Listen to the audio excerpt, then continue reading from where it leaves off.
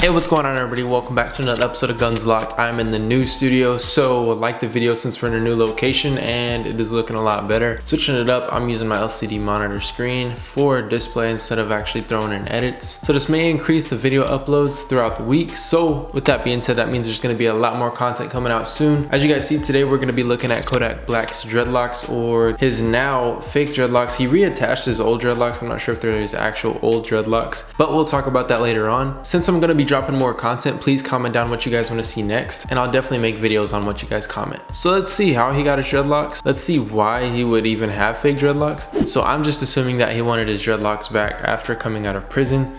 He does have wicks, and that's like a Florida thing. You can see in this first picture that he has really thick dreadlocks. Not many people do have dreadlocks like this. Like I said, it is mostly a Florida thing, and I believe he is from Florida. And as you can see even right here in the picture, his hair is super thick, but I believe this is when he put in the fake dreadlocks after he came out of prison or jail or wherever he was. Right here in this picture, this is when he cut his hair. And if you guys do remember, he had wicks to start out with, and then he eventually got a fade and left one wick on the back of his head, and then he got arrested for something and then went to jail. That's when he cut his hair, I'm pretty sure. He somehow got back to this point right here. But I believe when he initially started, which was his real dreadlocks, was this photo right here. As you could tell, he doesn't have that many tattoos on his face. He only has one cross, and on this one he has multiple tattoos on his face, and he has the dreadlocks. Now, I'm not saying that he couldn't have grown these out himself, but as you see in his mugshot, he has 3 tattoos on his face. And if you go back to this picture, he only has 1 tattoo on his face.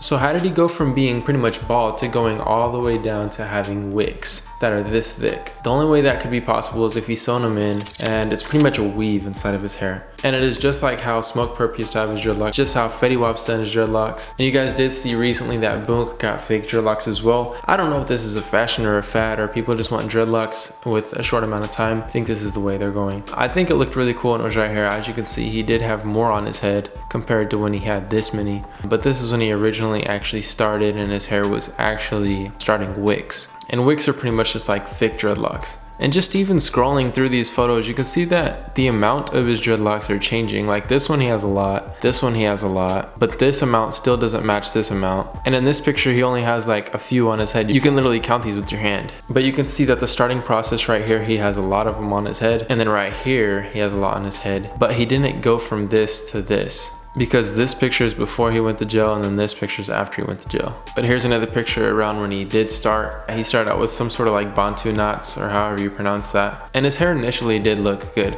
There was nothing wrong with his hairstyle or anything like that. And obviously there's nothing wrong with his hair now. It is just installed. It's not his real dreadlocks anymore. It could be his old hair, but it's not his natural grown hair. And here's another picture around the time he started. I mean, the best way to tell is just his face tattoos. And this one, he just has the one cross on his face again. Like I said, in this one, he has multiple face tattoos, and he has his hair longer than ever. So it just goes to show that his hair is fake. Obviously, there's nothing wrong with fake dreadlocks. I've mentioned this before, but it is interesting to see how many people are actually doing it now. Here's a more recent picture as well. This picture was actually took before this one right here too though. I mean, all of the face tattoos just give it away. This one, he has an extra face tattoo on the top of the cross in the middle of his eyes, and this one he doesn't have it there. So this one's a little bit before. Even though his hair does appear to be real, it's interesting to see how they even installed those in, because if you see all the hair at his roots, how his afro is like that, none of that hair is connected to his actual wicks, which is interesting, and that's a dead giveaway as well. I mean, it's not one of those things that he's trying to hide. Like Boonk, he did it and he's not trying to hide it or anything. Smoke Perp, on the other hand, he did it and then he tried to hide it and say that he didn't get them, which it's not a big deal. If you get fake dreadlocks, like, who cares? But another person in the game with fake dreadlocks, and it is Kodak Black. Pretty interesting. Thought it was cool to see. If you guys did enjoy this video, make sure you like the video and drop a comment on what you want to see next. Other than that, I'll see you guys next time. Peace.